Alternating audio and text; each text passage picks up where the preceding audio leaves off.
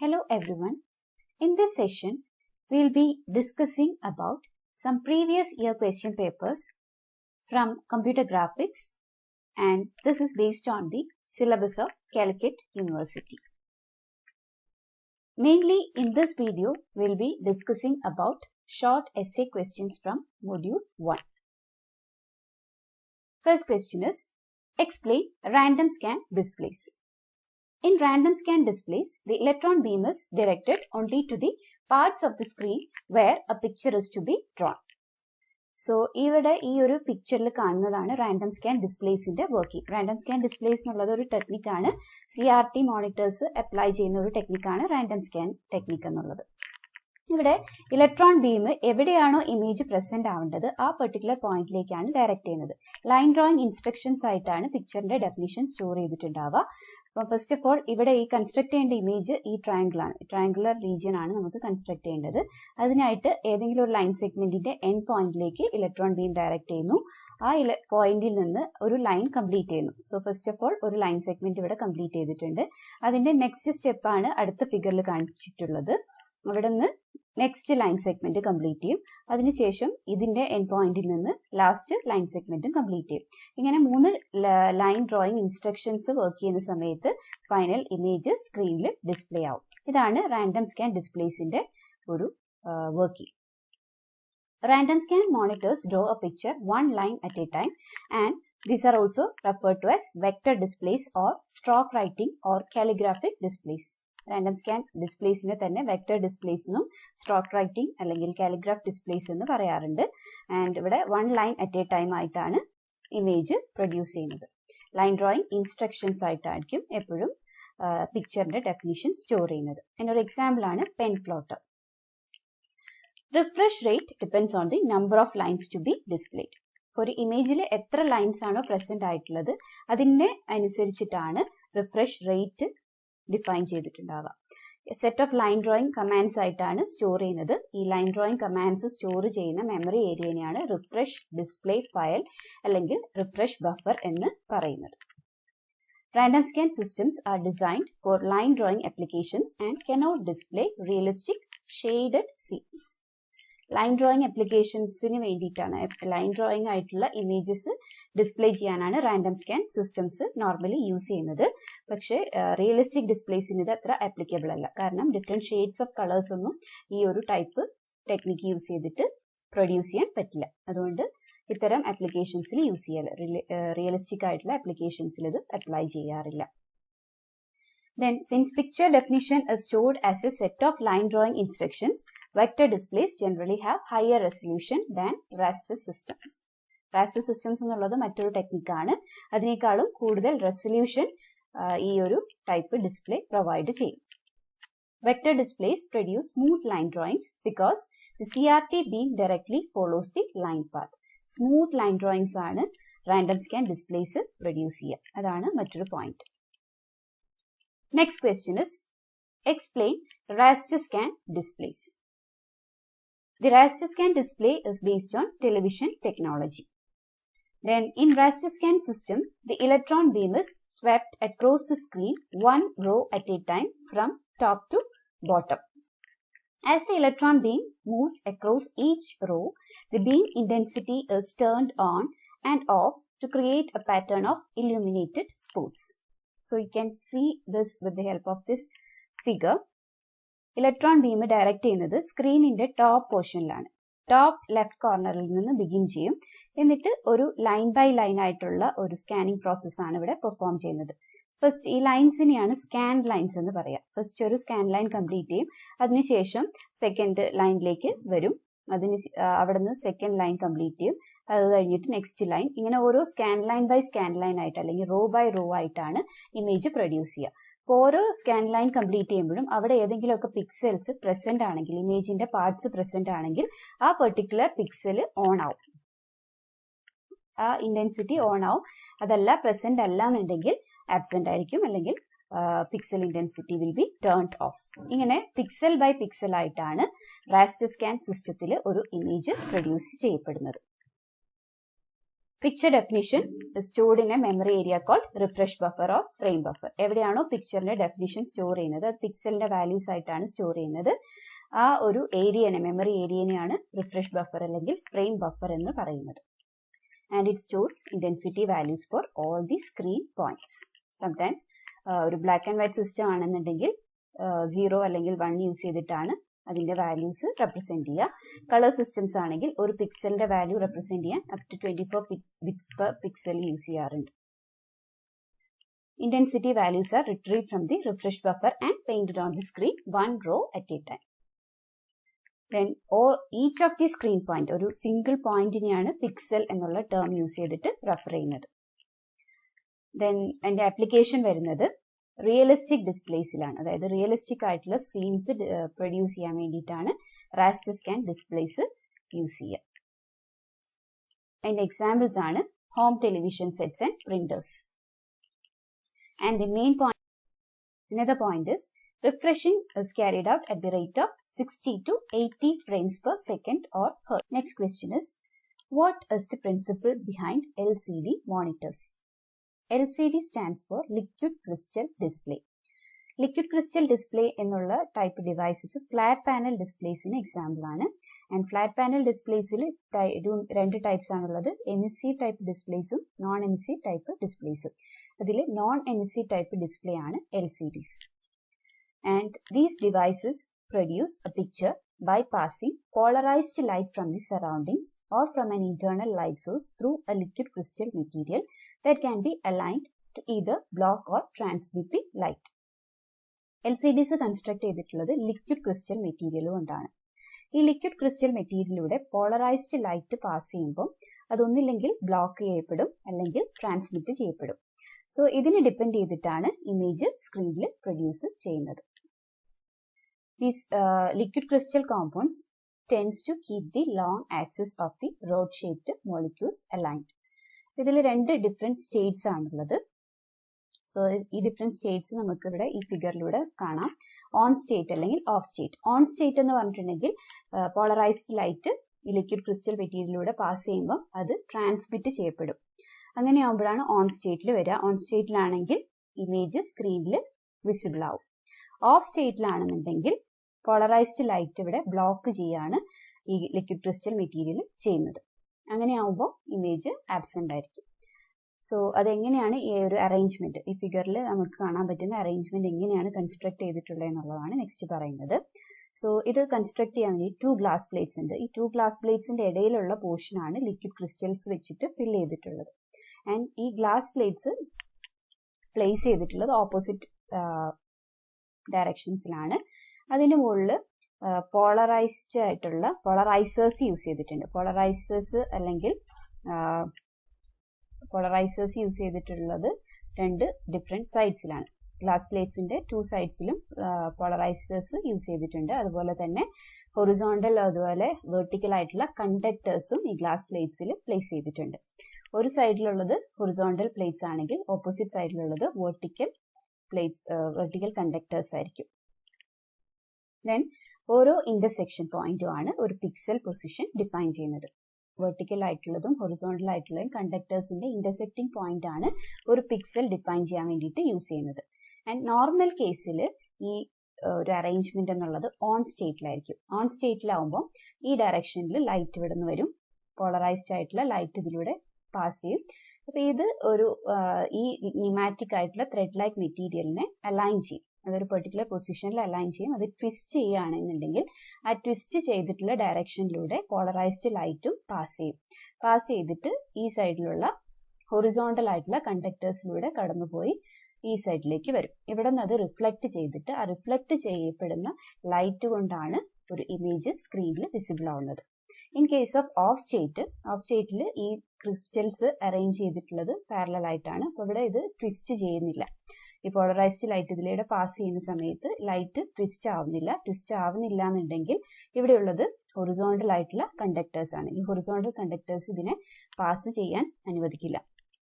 So ഇവിടെ light block ആവുന്ന സമയത്താണ് ഇത് ഓഫ് സ്റ്റേറ്റിലാവുന്നത്. ആ സമയത്ത് ഒരു റിഫ്ലക്ഷൻ ഉണ്ടാവില്ല. അതുകൊണ്ട് തന്നെ ഇമേജ് ആബ്സെന്റ് ആയിരിക്കും. So polarized light passing through the material is twisted so that it will pass through the opposite polarizer. The light is then reflected back to the viewer, and to turn off the pixel, we apply a voltage to the two intersecting conductors to align the molecules so that light is not twisted. This type of flat panel device is referred to as passive matrix LCD. ഇപ്പോൾ നമ്മൾ discuss ചെയ്ത ടൈപ്പാണ് passive matrix LCD എന്ന് പറയുന്നത്. And picture definitions are stored in refresh buffer, and screen is refreshed at the rate of 60 frames per second or 60 Hz, as in case of CRT. Backlighting is to be applied using solid-state electronic devices so that the system is not completely dependent on outside light sources. ഇപ്പോൾ outside light sourcesനെ depend ചെയ്തിട്ട് ഒരു image നമുക്ക് produce ചെയ്യാൻ പറ്റില്ല. അതുകൊണ്ട് തന്നെ അതിന് back lighting provide ചെയ്യേണ്ടതായിട്ടുണ്ട്. ഈ ബാക്ക് ലൈറ്റിംഗ് പ്രൊവൈഡ് ചെയ്യാൻ വേണ്ടി യൂസ് ചെയ്യുന്നത് solid-state electronic devices ആണ്. And another method for constructing LCD is to place a transistor at each pixel location using thin film transistor technology. The transistors are used to control the voltage at pixel locations and to prevent charge from gradually leaking out of the liquid crystal cells. These devices are called active matrix displays. മറ്റൊരു വേ ആണ് transistors use ചെയ്യാന്നുള്ളത്. ഓരോ pixel പൊസിഷനിലും transistors use ചെയ്യുക. ആ transistors voltage level vary ചെയ്തിട്ട് images produce ചെയ്യും. ഈ ടൈപ്പിലാണ് active matrix displace എന്ന് പറയുന്നത്. Next question is explain 4 applications of computer graphics. So there are many different applications of computer graphics. So here we will discuss some of them, and you can write any 4 of them as the answer. First one is computer aided design. Computer aided design എന്നുള്ളത് ഒരു software package ആണ്. അത് different ടൈപ്പിനനുസരിച്ചിട്ട് ഏത് ഏരിയയിലാണ് apply ചെയ്യുന്നത് അതിനനുസരിച്ച് different softwares available ആണ്. So these are used in design of buildings, automobiles, aircraft, watercraft, spacecraft, computers, etc. So some designs use ചെയ്യുമ്പോൾ വയർ ഫ്രെയിം മോഡൽ ഉണ്ടാക്കിയിട്ട് അതിൻ്റെ വർക്കിംഗും ഇന്റേണൽ സ്ട്രക്ചേഴ്സ് ഒക്കെ ഡിഫൈൻ ചെയ്യുന്ന തരത്തിലാണ് ഡിഫൈൻ ചെയ്യുക. Next application is presentation graphics. Presentation graphics are used to produce illustrations for reports or to generate slides for use with projectors. Presentation എന്ന് പറഞ്ഞിട്ടുണ്ടെങ്കിൽ pictorial ഫോമിൽ എന്തെങ്കിലുമൊക്കെ ഡാറ്റ, സ്റ്റാറ്റിസ്റ്റിക്കൽ ഡാറ്റ ആവാം, financial data ആവാം, ഇതൊക്കെ റെപ്രസെന്റ് ചെയ്യാൻ വേണ്ടിയിട്ടാണ് presentation graphics യൂസ് ചെയ്യുന്നത്. So these are used to summarize financial, statistical, mathematical, scientific data, etc. Examples for presentation graphics are bar charts, line graph, surface graphs, pie charts, etc. Next application is computer art. So computer graphics can be widely used in both fine art and commercial art applications. Artists can use different methods to produce different artistic skills. Next one is entertainment. So computer graphics is widely used in entertainment area like motion pictures, music videos, and television shows. These can be sometimes displayed by themselves, or it can be combined with the actors and live scenes. Another method of entertainment is morphing. That is the transformation of one person or object into another with the help of computer aids. Next application is education and training. Computer-generated models of physical, financial, and economical systems are often used as educational aids.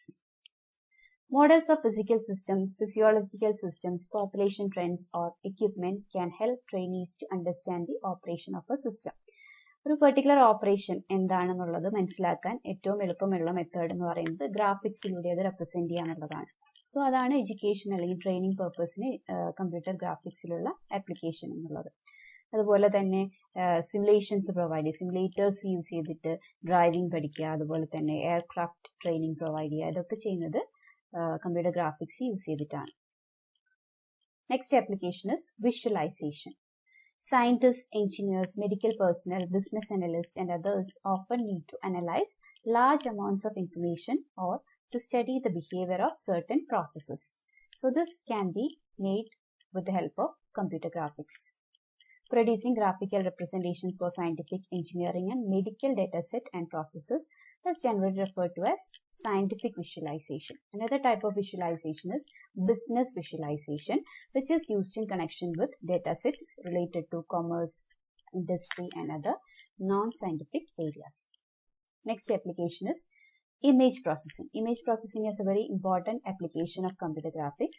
Image processing applies technique to modify or interpret existing pictures such as photographs and TV scans. ഒരു ഇമേജിന്റെ quality enhance ചെയ്യാൻ വേണ്ടിയിട്ടൊക്കെ image processing techniques apply ചെയ്യാം. So the two principal applications of image processing are improving picture quality and machine perception of visual information as used in robotics.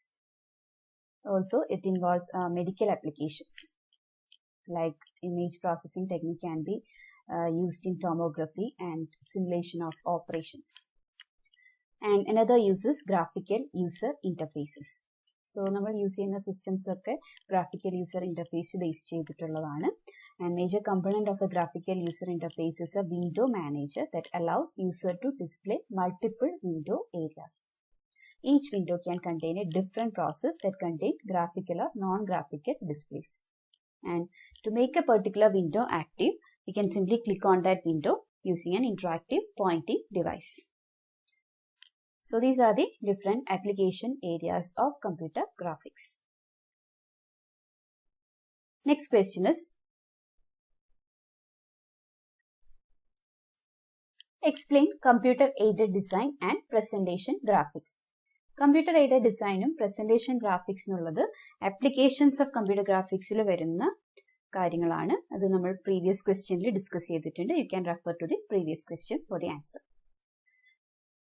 Next question is, differentiate the applications of high persistent and low persistent phosphor in CRT. Persistence is a term associated with CRT and it is defined as the time it takes the emitted light from the screen to decay to 1/10 of its original intensity.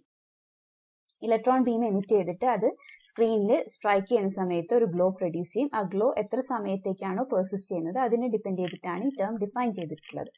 So അതിന്റെ time എത്ര സമയം എടുക്കും അത് decay ചെയ്യാൻ എന്നുള്ളതിനെ depend ചെയ്തിട്ട് high persistent ആയിട്ടും law persistent ആയിട്ടും ഫോസ്ഫേഴ്സിനെ ഡിഫറൻഷിയേറ്റ് ചെയ്തിട്ടുണ്ട്. So low persistent phosphors require high refresh rate to maintain a picture on the screen without flicker. Low persistence എന്ന് പറഞ്ഞിട്ടുണ്ടെങ്കിൽ പെട്ടെന്ന് ഫെയ്ഡ് ആവുമെന്നാണ്. പെട്ടെന്ന് ഫെയ്ഡ് ആയിട്ടുണ്ടെങ്കിൽ ആ ഇമേജ് അവിടെ പെർസിസ്റ്റ് ചെയ്യണമെന്നുണ്ടെങ്കിൽ റിഫ്രഷിംഗ് റേറ്റ് ഇൻക്രീസ് ചെയ്യണം. റിഫ്രഷിംഗ് റേറ്റ് ഹൈ ആണെങ്കിൽ മാത്രമാണ് ഒരു ഇമേജ് സ്ക്രീനിൽ വിസിബിൾ ആവുള്ളൂ. So that is the main thing associated with low persistent phosphors. It requires high refresh rate to maintain a picture on the screen without flicker. So these phosphor with low persistence can be used for animations. Animations എന്ന് പറഞ്ഞിട്ടുണ്ടെങ്കിൽ പെട്ടെന്ന് change ചെയ്യേണ്ടതാണ്. ഓരോ ഇമേജസും പെട്ടെന്ന് change ആയാലാണ് അതിനൊരു moving effect കിട്ടുള്ളൂ. So അതുകൊണ്ട് ഈ ടൈപ്പ് ഫോസ്ഫേഴ്സ് യൂസ് ചെയ്യുന്നത് ആനിമേഷൻസിലാണ്. Then high persistent phosphor is useful for displaying highly complex and static pictures. കാരണം ഹൈ പെർസിസ്റ്റന്റ് ഫോസ്ഫർ എന്ന് പറയുമ്പോൾ കുറച്ച് സമയം കൂടി പെർസിസ്റ്റ് ചെയ്യും. അത് ഫെയ്ഡ് ആവാൻ കുറച്ച് കൂടുതൽ ടൈം എടുക്കും. അങ്ങനെ വരുമ്പോൾ റിഫ്രഷിംഗ് റേറ്റ് കുറവായിരിക്കും. റിഫ്രഷിംഗ് റേറ്റ് കുറഞ്ഞ രീതിയിൽ മതിയാവും. ആ ഒരു ടൈപ്പിലുള്ള സിസ്റ്റം യൂസ് ചെയ്യുന്നത് കോംപ്ലക്സ് അല്ലെങ്കിൽ സ്റ്റാറ്റിക് ആയിട്ടുള്ള പിക്ചേഴ്സ് ആണ്. Next question is, explain the working of a CRT. So the arrangement of a CRT is shown here. So ഇവിടെ നമുക്ക് CRTന്റെ കമ്പോണൻസ് എന്തൊക്കെയാണുള്ളത് കാണാം. ബേസിന്റെ ഇലക്ട്രോൺ ഗൺ ഉണ്ട്. ഇലക്ട്രോൺ ഗണ്ണിന് ശേഷം ഫോക്കസിംഗ് സിസ്റ്റം ഇസ് പ്രസന്റ്. പിന്നെ ഹൊറിസോണ്ടലും വെർട്ടിക്കലും ആയിട്ടുള്ള ഡിഫ്ലക്ഷൻ സിസ്റ്റം പ്രസന്റ് ആണ്. അതിനുശേഷം ലാസ്റ്റ് വരുന്നത് ഫോസ്ഫർ കോട്ടഡ് സ്ക്രീൻ ആണ്. സോ ഇതിന്റെ വർക്കിംഗ് എന്ന് പറഞ്ഞിട്ടുണ്ടെങ്കിൽ ഇലക്ട്രോൺ ബീംസ് അല്ലെങ്കിൽ cathode raise electron gun emit ചെയ്യും. ഇലക്ട്രോൺ ഗൺ എമിറ്റ് ചെയ്യുന്ന ഇത് ഫോക്കസിംഗ് സിസ്റ്റത്തിലൂടെയും അതുപോലെ തന്നെ ഡിഫ്ലക്ഷൻ സിസ്റ്റത്തിലൂടെയും പാസ് ചെയ്തിട്ട് ഈ ഫോസ്ഫർ കോട്ടഡ് സ്ക്രീനിൽ വന്ന് സ്ട്രൈക്ക് ചെയ്യും. ഏത് പോയിന്റിലാണോ ഇത് സ്ട്രൈക്ക് ചെയ്യുന്നത് ആ സ്ട്രൈക്ക് ചെയ്യുന്ന പോയിന്റിൽ ഒരു ഗ്ലോ ഓഫ് ലൈറ്റ് പ്രൊഡ്യൂസ് ചെയ്യും. ഈ ഗ്ലോ ഓഫ് ലൈറ്റ് ആണ് വിസിബിൾ ഒരു ഇമേജിന്റെ വിസിബിലിറ്റി പ്രൊവൈഡ് ചെയ്യുന്നത്. ഈ ഗ്ലോ ഓഫ് ലൈറ്റ് ഈ ഫോസ്ഫറിനനുസരിച്ചിട്ട് പെട്ടെന്ന് ഫെയ്ഡ് ആവും. ആ ഫെയ്ഡിങ് അവോയ്ഡ് ചെയ്യാൻ വേണ്ടിയിട്ട് എന്ത് ചെയ്യണം, ഇത് കണ്ടിന്യൂസ്ലി ഇതേ പോയിന്റിലേക്ക് തന്നെ ഡയറക്റ്റ് ചെയ്യണം. ഇലക്ട്രോൺ ഗൺ കണ്ടിന്യൂസ്ലി ഈ പോയിന്റിലേക്ക് തന്നെ എമിറ്റ് ചെയ്താൽ മാത്രമാണ് ആ ഗ്ലോ അവിടെ പെർസിസ്റ്റ് ചെയ്യിപ്പിക്കാൻ പറ്റുള്ളൂ. സോ ഇതാണ് ഈ ഒരു പ്രോസസ്സിനെയാണ് റിഫ്രഷിംഗ് എന്ന് പറയുന്നത്. സോ ഇതാണ് ബേസിക്കലി ഒരു CRTയിലുള്ള കമ്പോണൻസ് എന്തൊക്കെയാണെന്നുള്ളത് നോക്കാം. അതിന്റെ ഫംഗ്ഷൻസ് എന്താണെന്നുള്ളതും ചെക്ക് ചെയ്യാം. Components of a CRT are electron gun. Electron gun എന്നുള്ളത് ഒരു മെയിൻ കമ്പോണന്റ് ആണ്. ഇലക്ട്രോൺ ഗെയിന്റെ ഇമ്പോർട്ടന്റ് പാർട്സ് എന്നുള്ളത് 2 പാർട്സ് ആണ്. അതിൽ ഹീറ്റഡ് മെറ്റൽ കാത്തോഡ് എന്നുള്ള ഈ ഒരു പാർട്ടും അതുപോലെ തന്നെ കൺട്രോൾ ഗ്രിഡും ആണ് ഇതിന്റെ മെയിൻ ആയിട്ടുള്ള പാർട്സ്. ഈ കാത്തോഡാണ് ഇലക്ട്രോൺസ് എമിറ്റ് ചെയ്യുന്നത്. അത് ഇലക്ട്രോൺസ് എമിറ്റ് ചെയ്യണമെന്നുണ്ടെങ്കിൽ ഈ ഹീറ്റിംഗ് ഫിലമെന്റിലേക്ക് ഒരു കറണ്ട് അപ്ലൈ ചെയ്യുക. ആ കറണ്ട് അപ്ലൈ ചെയ്യുന്ന സമയത്ത് ഈ കോയിൽ ഹീറ്റഡ് ആവും. ആ ഹീറ്റ് കാത്തോഡിലേക്ക് ട്രാൻസ്ഫർ ചെയ്യും. അപ്പോൾ കാത്തോഡ് ഇലക്ട്രോൺസ് എമിറ്റ് ചെയ്യും. ദെൻ കൺട്രോൾ ഗ്രിഡിന്റെ ഫംഗ്ഷൻ എന്ന് പറയുന്നത് ഇന്റൻസിറ്റി കൺട്രോൾ ചെയ്യുക. ഇലക്ട്രോൺസിന്റെ ഇന്റൻസിറ്റി കൺട്രോൾ ചെയ്യുക. എത്രത്തോളം ഇലക്ട്രോൺസ് ഇതിലൂടെ പാസ് ചെയ്യണം എന്നുള്ളത് കൺട്രോൾ ചെയ്യാൻ വേണ്ടിയിട്ടാണ് കൺട്രോൾ ഗ്രിഡ് യൂസ് ചെയ്യുന്നത്. Next part is focusing system. Focusing system mainly use ചെയ്യുന്നത് ഇലക്ട്രോൺ ബീംസിനെ ഒരു പെർട്ടിക്കുലർ പോയിന്റിലേക്ക് കൺവേർജ് ചെയ്ത് കൊണ്ടുപോകാനാണ്. അത് ഡീവിയേറ്റ് ചെയ്ത് പോവാതെ കൺവേർജ് ചെയ്ത് ഒരു പെർട്ടിക്കുലർ പോയിന്റിലേക്ക് ഡയറക്റ്റ് ചെയ്യാൻ വേണ്ടിയിട്ടാണ് focusing system use. Component is deflection system. Deflection of the electron beam can be controlled either with electric field or magnetic field. Deflection എന്ന് പറഞ്ഞിട്ടുണ്ടെങ്കിൽ അതിന്റെ ഒരു ഡൈവേർജിങ് പ്രോസസ്സ് നടക്കാതിരിക്കാൻ വേണ്ടിയിട്ടുള്ളതാണ് ഡിഫ്ലക്ഷൻ സിസ്റ്റം. അങ്ങോട്ടും ഇങ്ങോട്ടും ലീക്കായി പോവാതെ അല്ലെങ്കിൽ ഡീവിയേറ്റ് ചെയ്ത് പോവാതിരിക്കാൻ വേണ്ടിയിട്ടാണ് ഡിഫ്ലക്ഷൻ സിസ്റ്റം യൂസ് ചെയ്യുന്നത്. അത് ചെയ്യുന്നത് ഇലക്ട്രിക് ഫീൽഡ്സ് അല്ലെങ്കിൽ മാഗ്നറ്റിക് ഫീൽഡ്സ് യൂസ് ചെയ്തിട്ടാണ്. ഇലക്ട്രിക് ഫീൽഡ് ആണ് യൂസ് ചെയ്യുന്നതെങ്കിൽ 2 pairs of parallel plates ആണ് യൂസ് ചെയ്യുന്നത്. അത് CRT എൻവലപ്പിൽ മൗണ്ട് ചെയ്തിട്ടായിരിക്കും ഉണ്ടാവുന്നത്. ഒരു പെയർ ഓഫ് പ്ലേറ്റ്സ് എന്ന് യൂസ് ചെയ്യുന്നത് ഹൊറിസോണ്ടലി ആയിട്ടായിരിക്കും അറേഞ്ച് ചെയ്തിട്ടുണ്ടാവുക. അതിന്റെ ഫിഗറിൽ നമ്മൾ കണ്ടതാണ്. ഹൊറിസോണ്ടൽ പ്ലേറ്റ്സ് ഉണ്ടാവും, അതുപോലെ തന്നെ വെർട്ടിക്കൽ പെയർ ഓഫ് പ്ലേറ്റ്സ് ഉണ്ടാവും. ഇത് ഹൊറിസോണ്ടൽ ആയിട്ടുള്ള ഡീവിയേഷനെയും അതുപോലെ തന്നെ വെർട്ടിക്കൽ ആയിട്ടുള്ള ഡീവിയേഷനെയും കൺട്രോൾ ചെയ്യാൻ വേണ്ടിയിട്ടാണ് യൂസ് ചെയ്യുന്നത്. ദെൻ മാഗ്നറ്റിക് ഫീൽഡ് ആണ് യൂസ് ചെയ്യുന്നതെങ്കിൽ it use 2 pairs of coils, one for horizontal deflection and other for vertical deflection. So the next important part of CRT is phosphor coated screen. ഈ phosphor coated സ്ക്രീനിലാണ് image produce ചെയ്യുന്നത്. Spots of light are produced on the screen by the transfer of CRT beam energy to the phosphor. Electron beam phosphor coated സ്ക്രീനിൽ strike ചെയ്യുന്ന സമയത്ത് അവിടെ ഒരു collision ഉണ്ടാവും. ഈ moving ആയിട്ടുള്ള ഇലക്ട്രോൺസ് വന്ന് ഫോസ്ഫറിൽ സ്ട്രൈക്ക് ചെയ്യുമ്പോൾ ഈ ഒരു കൈനറ്റിക് എനർജി, മൂവിംഗ് ആയിട്ടുള്ള പാർട്സിനുള്ളത് കൈനറ്റിക് എനർജിയാണ്. ആ കൈനറ്റിക് എനർജി ഫോസ്ഫർ അബ്സോർബ് ചെയ്യും. ഫോസ്ഫർ അബ്സോർബ് ചെയ്തിട്ട് കുറച്ച് ഹീറ്റായിട്ട് എമിറ്റ് ചെയ്യും. ബാക്കിയുള്ളത് ഈ ഫോസ്ഫർ ആറ്റംസിനെ ഒരു ഹയർ എനർജി ലെവലിലേക്ക് കൊണ്ടുപോകും. ഹയർ എനർജി ലെവലിൽ ഫോസ്ഫേഴ്സ് സ്റ്റേബിൾ ആയിരിക്കില്ല. അപ്പോൾ ഒരു മോർ സ്റ്റേബിൾ ആയിട്ടുള്ള ഒരു സ്റ്റേറ്റിലേക്ക് മൂവ് ചെയ്യാൻ വേണ്ടിയിട്ട് എക്സൈറ്റഡ് ആയിട്ടുള്ള ഫോസ്ഫർ ഇലക്ട്രോൺസ് എന്ത് ചെയ്യും, ബാക്ക് ടു ദെയർ ഗ്രൗണ്ട് സ്റ്റേറ്റിലേക്ക് തിരിച്ചു വരും. ആ ഒരു തിരിച്ചു വരവിൽ നടക്കുന്ന ഒരു പ്രോസസ്സാണ് ലൈറ്റ് എമിറ്റ് ചെയ്യുക എന്നുള്ളത്. ഈ ഒരു എനർജി അറ്റൈൻ ചെയ്ത എനർജി റിലീസ് ചെയ്യുന്നത് ലൈറ്റിന്റെ ഫോമിലാണ്. സോ ഈ എക്സ്ട്രാ എനർജിയാണ് ഒരു സ്പോട്ട് ഓഫ് ലൈറ്റ് ആയിട്ട് നമുക്ക് വിസിബിൾ ആവുന്നത്. Next question is explain raster scan display processor. So the arrangement of raster scan display is shown here. So it consists of different parts, and here we have to focus on display processor. Display processor use ചെയ്യുന്നത് ഇതിനെ ഈ CPU, we have CPU here. CPU-നെ graphics ടാസ്കുകളിൽ നിന്ന് free ആക്കാൻ വേണ്ടിയിട്ടാണ്. CPU അല്ല graphic പ്രോസസ്സുകൾ ചെയ്യുന്നത്. ഗ്രാഫിക് പ്രോസസ്സിന്റെ ഒരു ഓപ്പറേഷൻ പെർഫോം ചെയ്യുന്നത് ഡിസ്പ്ലേ പ്രോസസ്സറാണ്. അപ്പോൾ ഈ CPU-നെ ഗ്രാഫിക്സ് റിലേറ്റഡ് ആയിട്ടുള്ള ഫംഗ്ഷൻസിൽ നിന്ന് ഫ്രീ ചെയ്യാൻ വേണ്ടിയിട്ടാണ് ഡിസ്പ്ലേ പ്രോസസ്സർ യൂസ് ചെയ്യുന്നത്. And display processor is also known as graphics controller or display co-processor. So in addition to the system memory, a separate display processor memory area can be provided. So ഇതിനായിട്ട് display പ്രോസസ്സറിന് വേണ്ടിയിട്ട് separate ഒരു memory area, frame ബഫറിൽ നിന്ന് separate ആയിട്ടുള്ള ഒരു memory area തന്നെ provide ചെയ്യുന്നുണ്ട്. And display പ്രോസസ്സറിന്റെ major task എന്ന് പറയുന്നത് digitising a picture definition given in an application program into a set of pixel intensity values for storage in the frame buffer. So and this digitization process is known as scan conversion. Main purpose എന്ന് പറയുന്നത് scan conversion ആണ്. Then It can also be designed to perform number of additional operations like generating various line styles, displaying color areas, and performing certain transformations and manipulations on displayed objects. So these are about raster scan display processor. Next question is, explain beam penetration method for color generation. Beam penetration method എന്നുള്ളത് colour CRT യിലുള്ള ഒരു ടെക്നിക്കാണ്. ഇതിന്റെ arrangement ആണ് ഈ ഫിഗറിൽ ഉള്ളത്. ഇവിടെ electron beam ഉണ്ട്. ഇലക്ട്രോൺ ബീം ഡയറക്ട് ചെയ്യുന്നത് ഒരു phosphor coated സ്ക്രീനിലേക്കാണ്.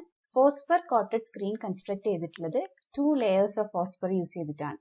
Inner layer is formed of red phosphor and outer layer is formed of green phosphor.